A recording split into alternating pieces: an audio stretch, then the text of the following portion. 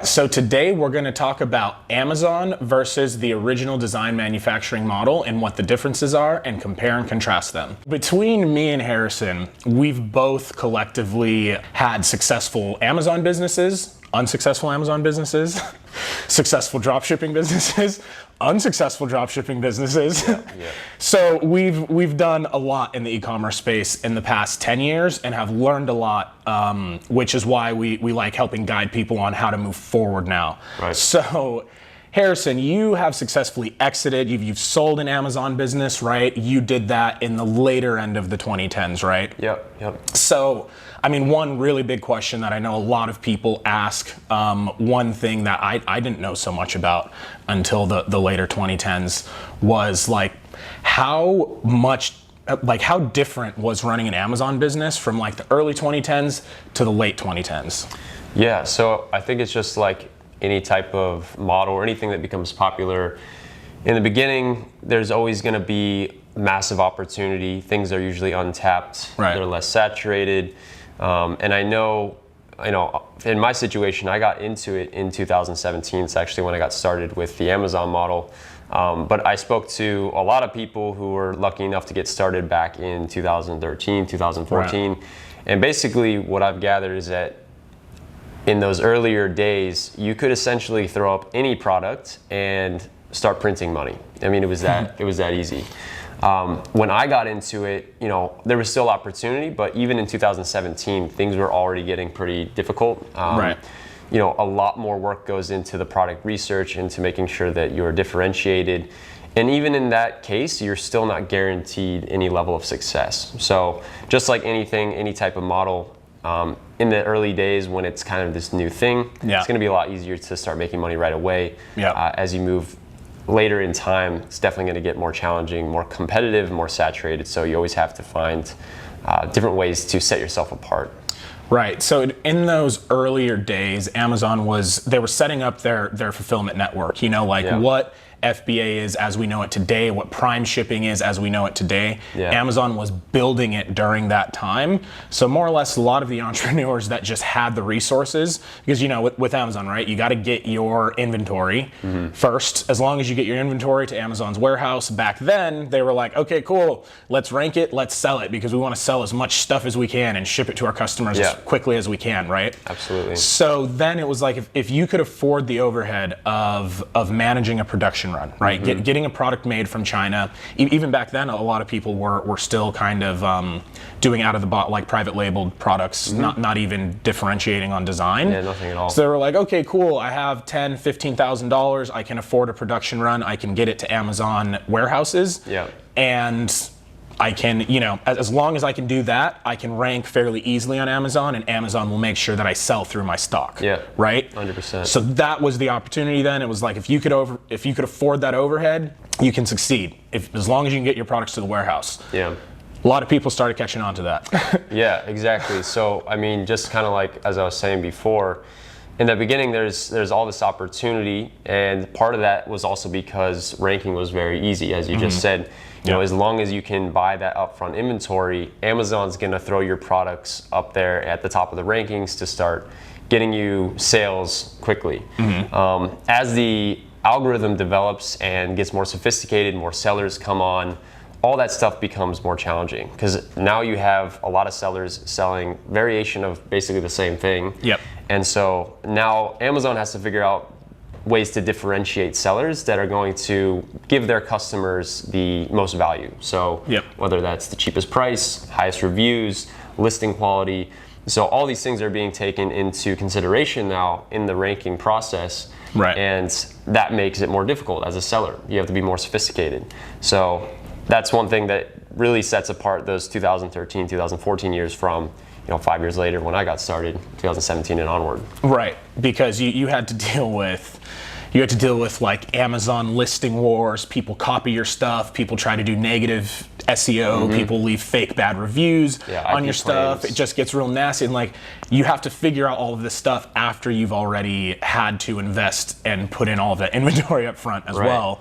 Yeah. So like that game changed a lot. So tell us a little bit more about that stuff. Yeah, I mean, I dealt with this stuff head on, and it's there's nothing worse than having thousands of dollars in inventory sitting at an Amazon warehouse and receiving an email that your listing is being suppressed because of some violation or something that you weren't even aware of. But generally, you're dealing with competitors who are doing things that are just generally not good. So they're filing wrong IP claims, or they're saying that your images are copyrighted even though they're not. So basically, because Amazon is such a behemoth and because there's so much going on and there's so many sellers to manage, they can't necessarily police all of these different things happening all the time. So it opens up a whole spectrum of problems that you'll deal with. And the stuff that I just mentioned are just a few of the many headaches that I had to deal with selling on Amazon. And that's honestly one of the reasons why I got out of it, just because having all my eggs in one basket just didn't make sense anymore. And the fact that at any moment you can have your whole business pulled out from under beneath you, that's just not a good idea. Right, because typically these days Amazon is generally becoming more and more run by just the large sellers, so just run by the whales. There are people that make 10 million, 20 million, 30 million, 50 million, $100 million. $100 million a year in sales off of Amazon. Mm-hmm. And they're the type of people that bought your business, right? So you were a small guy. They focus on crushing you. Like, you have a really hard time growing. Yeah. You work really hard so you could find some success, and then you end up saying, like, I'm too tired for this, I'm just gonna sell the business, and then you sell it to one of them because they have the employees, the resources, and everything to be able to manage those problems. Yeah. But it's more or less gotten way harder for a small independent or startup sized entrepreneur. Right? Yeah, 100%. I mean, basically the strategy now for these larger sellers is to kind of eat up niches, right? So they'll literally just launch multiple brands that kind of cover an entire niche.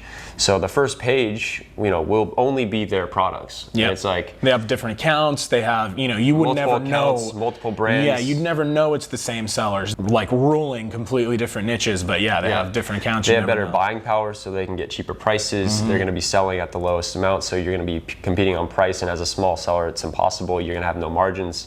And this is kind of the stuff. This is what I saw. This is the trajectory that I was on, and I was like, I can kind of see the writing on the wall. It's like I can either try to fight tooth and nail to gain a little bit of market share, or I can exit, get out while it's good, and start a business that's more legit. That's something more unique that I have total control over.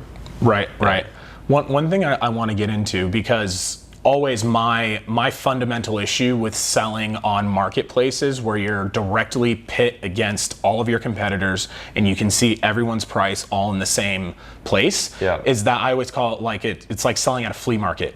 You're just going to be like, I can sell this to you for cheaper. I can sell it to you for cheaper. I can sell it to you for even cheaper, right? And so on top of all the stuff that we've already talked about, I think the next thing that started happening is now you have a lot of people that live in China that are just listing their products directly on Amazon because they can get it for much cheaper because they're there. Yeah. They don't have to deal with so much of the cross-border stuff. They can go straight to factories, list it, and also cost of living is way cheaper, so they can afford to say, hey, our listing makes $100,000 a month in revenue and $3,000 of that is profit, and we're happy with that. Yeah, I mean, I'm not happy with that. Like, I would not be happy with making $3,000 a month in profit with $100,000 in sales. Yeah. But now there are other people that are, right? Exactly.